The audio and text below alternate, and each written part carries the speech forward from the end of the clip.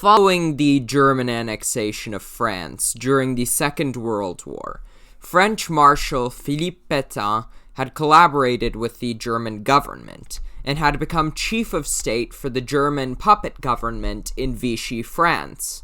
It seemed as if France had turned against the Allies, leaving the United Kingdom all alone, the last great Allied power standing in the war. But a certain French general took a completely different position following the fall of Paris. French General Charles de Gaulle escaped from German-occupied France, arriving in the United Kingdom on June 17, 1940, speaking on the BBC immediately after, denouncing Petain for treason, asking the French people to resist occupation, and declaring himself to be the leader of the Free French forces. Admittedly, the speech itself didn't spark much interest, since French people were prevented from listening to it, and the British didn't care about some French general declaring himself to be the legitimate leader of France. However, it did set precedent for the government in exile that France needed, initiating a 4-year era of resistance until France would eventually be reconquered in 1944. Unfortunately, it all seemed quite bleak in the beginning. Remember, this was both France's and Britain's darkest hour. Many expected Britain to surrender since the vast majority of Europe was now under German control. De Gaulle attempted and failed to initially gain much support from the French colonial troops around the French Empire, despite sending a telegraph to Charles Nogues, who was the resident general in Morocco and commander of French North African forces. Nogues banned any publication of de Gaulle's appeal for resistance against the German and Vichy governments. The Vichy government signed an armistice with Germany on June 21st, declaring that it would not present aggression towards Germany, and that Germany would have oversight of the Vichy French government.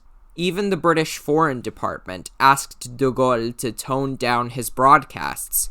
Otherwise, the government of the United Kingdom would prevent him from broadcasting on government-sanctioned stations such as the BBC, something which de Gaulle reluctantly accepted, but not without asking British Prime Minister Winston Churchill to recognize him as the Free French leader.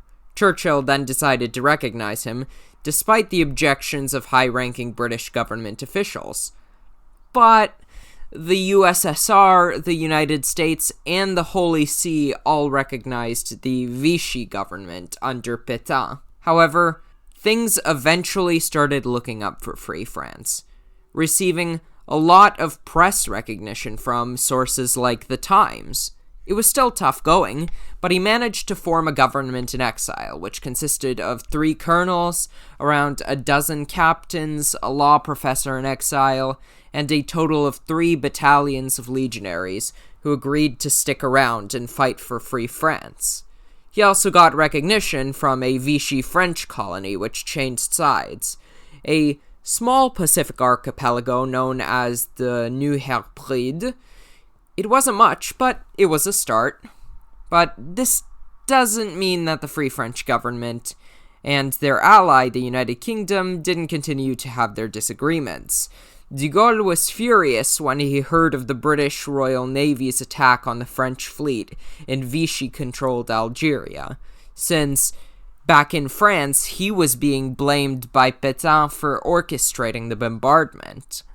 The Vichy government proceeded to condemn him to capital punishment should he ever return to France. Yet, de Gaulle did establish an agreement with Churchill, in which he would fund the Free French forces, and the bill could be settled once the war ended, while also guaranteeing territorial integrity to the French Empire so they could get their land back following the war, signifying a start to more positive relations for Free France, with prominent General Georges Catroux from French Indochina, publicly praising de Gaulle, getting exiled, and joining the Free French government in London, with the British now letting him speak about 3 times per month on the BBC radio station, which reached many Vichy-occupied territories and helped to inspire independent resistance across the French Empire. But where there's a start to positive relations, there must soon be an end. Following American entry into the Second World War, relations between Churchill and de Gaulle started to break down, when negative American sentiments towards de Gaulle convinced the British Prime Minister that he should be removed from his position as leader of the French resistance. However, it was actually Churchill's war cabinet that pushed against this decision, telling Churchill that it would have severe negative impacts on the French resistance movement. Therefore, Churchill reluctantly continued to support de Gaulle as leader of Free France. That being said, U.S. President Franklin D. Roosevelt refused to recognize Free France, insisting that America negotiate with Vichy France under the leadership of Petain, still recognizing Vichy France until 1942. Even after de Gaulle had been recognized, Roosevelt still insisted that de Gaulle be forced to work alongside General Henri Giraud, who is more compliant with American interests. But by this time, de Gaulle had already courted the interests of Winston Churchill and Soviet leader Joseph Stalin, who both pushed against Roosevelt's proposal, eventually forcing Roosevelt to recognize de Gaulle in 1944. But there were always ups and downs in the French-Allied relationship, since on April 21st, 1943, when de Gaulle was supposed to inspect the Free French Navy from a British Wellington bomber, the plane had been sabotaged using an acidic substance. MI6 investigated the situation, never apprehending anyone and publicly blaming the German operatives. But it was said that de Gaulle blamed the Western Allies and claimed he didn't have confidence in them.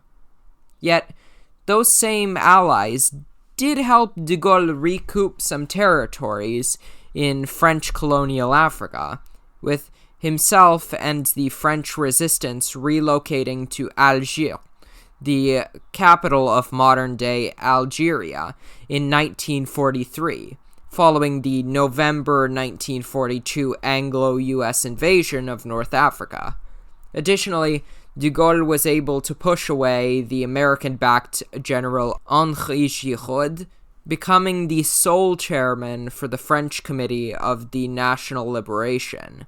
Furthermore, it seemed that relations were improving with the United States, given that U.S. General Dwight D. Eisenhower had a positive image of de Gaulle, insisting that he would allow one of de Gaulle's French forces to retake Paris during the French Liberation Campaign.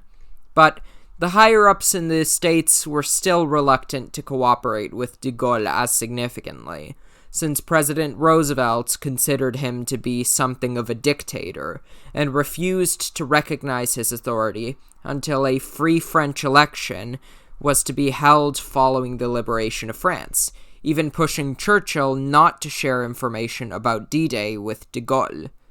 Although Churchill, despite having a rocky relationship with de Gaulle, decided to inform him about the D-Day invasion plans, but de Gaulle was still kept sidelined during the invasion preparations.